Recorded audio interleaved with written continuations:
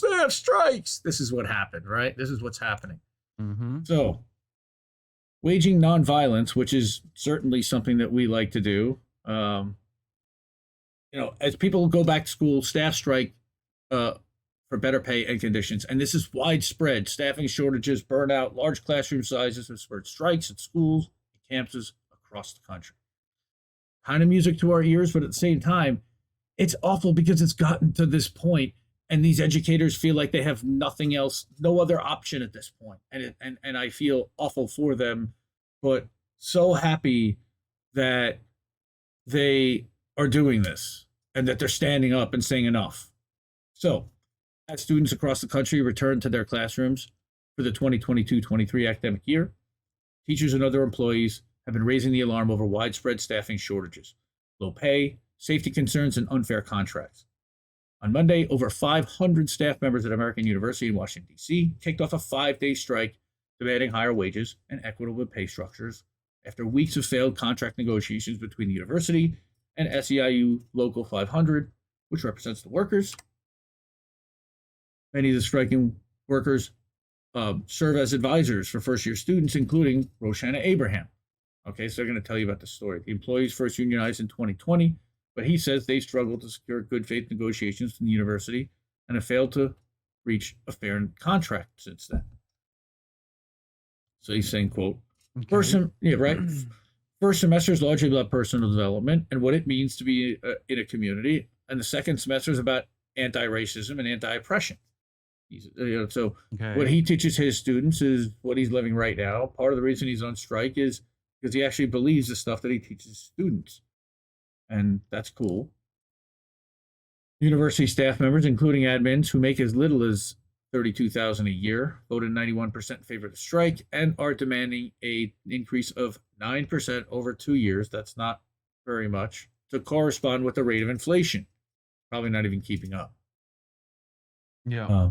They also filed unfair labor practice charges against the university for explicitly excluding employees in the union's bargaining units from merit-based raises. Here we go again. Punishing organizing employees. According to Abraham, the wages will ultimately benefit students who ultimately cycle through multiple advisors in their first year due to the department's high turnover rate, of course. Even as they face resistance from the university administration, Abraham says the striking workers have experienced an outpouring of support from students and non-unionized colleagues. Again, not really surprising. Quote, our president is amongst the most well-paid presidents in the country. They could settle this contract for less than that. Okay. Sylvia Burwell earns well over $1 million, or earns $1 million a year. She's the president. Instead, they've dug their heels and have ignored us and stonewalled us. Their plan was clearly to just wait us out. Now, I'm guessing that their contract is probably worth more than the difference of whatever her salary over $1 million a year would be, plus what's the going rate of a university president. They don't have to pay that. But other labor actions among educators and school staff have been linked to widespread staffing shortages, often driven by low pay and a sense of burnout exacerbated by the pandemic. On a K-12 level, teachers have also expressed exasperation with so-called culture wars, increasingly restrictive attacks on anti-racist education and LGBTQ rights in schools. I was literally talking to an 85-year-old neighbor at a barbecue today, and he starts talking to me about critical race theory. I'm like, look, I think it's really important to teach about slavery and what happened in this country and not sugarcoat that for our kids. He's like, yeah, but at what age? Yep. He's like, yeah, but at what age? He's like, I'm like, look, I would say 8, 9, 10, if not younger, but there are children that are experiencing that on a daily basis at birth. Yeah, I mean, so 3rd, 4th, 5th grade, you could probably start introducing that like pretty right. easy. I would think, but again, that there are earlier than that. I mean, there are again. Colin in the chat, Eric T. Rick, right? Pre-K kids, I'm sure might have some opinions. I would say that Eric would also say that he experiences it daily already. Like, so he would hope that we would want to teach our children early and often, and he's absolutely right. And about, well, this is, but the depths of exactly how brutal slavery was, I don't know exactly Yeah. when you introduce your children to that. That's a harder question. Okay. Right. Well, and this is the admins, I mean, low pay, burnout, like on top of like the I mean the turnover is the big deal, right? I know Savvy Sabs was talking about this recently, and that turnover is much higher among African American admin and African American teachers for sure, right? Especially when you get to like colleges of like Ivy League status, you know. Hmm. So, and Yeah, and Cornel again, West was this is talking about this recently, and, you and this know. and this is American University, and Colin is mentioning teachers teach cultural responsive curriculum, not CRT. That's in college or grad school. We are talking college here, but I know what you're Yes. saying, and what you're talking about specifically is about teaching kids at a younger age, which is a whole different thing. And I totally agree with you there. And Kelly is saying, Republicans in her state are running on the midterms on a platform of not allowing critical race theory in schools at all. Yep. Right. So, I mean, Mm-hmm. you can't whitewash history, and that's yeah, it's called American University. Absolutely different. But let's go back and finish the article here.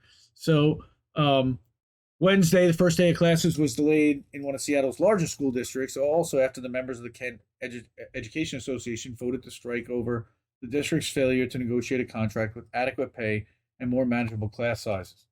Right. In Philadelphia, roughly 4,000 school district workers, including bus drivers and cleaners, represented by another SEIU, voted to authorize a strike if the district's unable to negotiate a new contract offering higher salaries and better training. Good. And of course, in Ohio's largest school system, and we're going to talk about this in a minute, staff reached a conceptual agreement, quote unquote, with the Columbus Board of Ed after roughly 4,500 teachers, librarians, nurses, counselors, and other employees went on strike for the first time since 1975 on the first day of school. For 4 days. Yep. I love this. I mean, look, I want to see workers, teachers, the essential workers paid and treated fairly and not have to dig into their pocket like they do. And I'm a parent. These teachers teach my kids. They need to be taken care of, and they're not being taken care of. Yep. All right. So again, for 4 days, strikers, parents, and students picketed for hours at 20 different locations across the 47,000 student system. Strike came after 5 months of failed negotiations and a Columbus Education Association vote in which 94% of members rejected the district's most recent offer, right? And again, we're going to talk Yeah. about this. Teachers were calling for officials to address issues with the heating and air conditioning systems in the district's buildings. Like I said, Which working is conditions. ridiculous. Holy Yeah, shit. like Schools don't have air conditioning, folks. Okay, like people don't realize this. Like, especially in their 20s and 30s. They're like, what? Wait, what? put They don't 20 heavy breathing children in a room with you and see if you don't want AC real quick. right? Like, Holy what? shit. Yeah, and they just give them a fan. They say, "Open the window, fuckers," and it's 105 degrees Right. outside with no breeze. Okay, Yeah. thanks. Yeah, thanks. Yeah. All right. And So, even that would be better. Like, this you is know. funny. I didn't even realize the little play here on one of our friends and members probably in the chat right now. But okay, so they want to plan more time for for teachers, curriculum changes, and solutions to large class sizes. Right. They have to figure this stuff out. Now, they carried signs. Well, where have I seen? We're carrying signs now. That's usually somebody who's hanging out in our chat. They carried signs that said, Columbus schools deserve working air, a history lesson in progress, and on strike for the schools our students deserve. Wow, that I believe that's actually in our thumbnail. Colin wants to recommend if the classroom has windows open. Right. If you can even open the windows more than just a crack or at all. Right.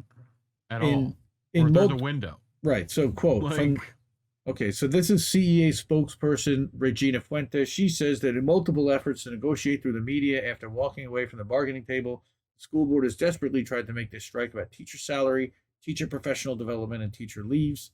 Let me be clear, this strike is about our students who deserve a commitment to modern schools with heating and air conditioning, smaller class sizes, and a well-rounded curriculum that includes art, music, and PE, which they're cutting. Holy crap! How hard is that? How hard is that? Thank you. Like we've been asking for it for like fucking decades. Who is Sarah? Okay, she's an independent journalist. She's written and freelanced. She's been in documented and Univision and the American Prospect. She's cool. We like Sarah. Thank you so much, Oz, for the $2 tip. That's badass. See that? We can put that up on screen. Hi everybody. Yeah, appreciate it, fam. Yeah, we got Rox. Go check out Roar Media. If Check out Roar Media. Yeah, definitely sub to Roar Media on Beauty in the everywhere. Yep. They do some funny stuff, man. Oh, Trailer Park. What's the newest show is hilarious. Shonda. Is that what it is? Trailer Park Pundits. She's great. I love Shonda. She's so. Shout out to Shonda. Shout out to Oz. Ricky.